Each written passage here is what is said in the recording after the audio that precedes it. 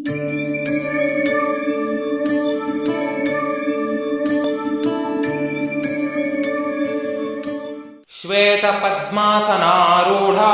शुद्धस्फटिकसन्निभां वन्दे वाग्देवतां ध्यात्वा देवीं त्रिपुरसुन्दरीं शैलादिराजतनयां शङ्करप्रियवल्लभां तरुणेन्दुनिभां वन्दे देवीं त्रिपुरसुन्दरीं सर्वभूतमनोरम्यां सर्वभूतेषु संस्थितां सर्वसम्पत्करीं वन्दे देवीं त्रिपुरसुन्दरीं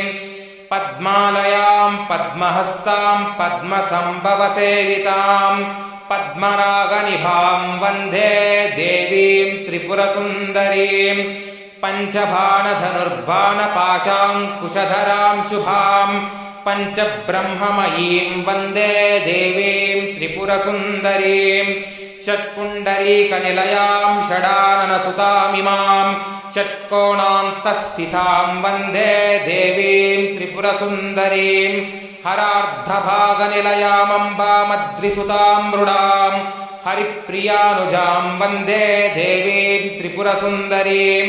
अष्टैश्वर्यप्रदामम्बामष्टदिक्पालसेविताम् अष्टमूर्तिमयीं वन्दे देवीं त्रिपुरसुन्दरीं नवमाणिक्यमकुटां नवनाथसुपूजितां नवयौवनशोभाढ्यां वन्दे त्रिपुरसुन्दरीं काञ्चीवासमनोरम्यां काञ्चीधामविभूषितां काञ्चीपुरीश्वरीं वन्दे देवीं त्रिपुरसुन्दरीम् इति श्री त्रिपुरसुन्दरी स्तोत्रं सम्पूर्णम्।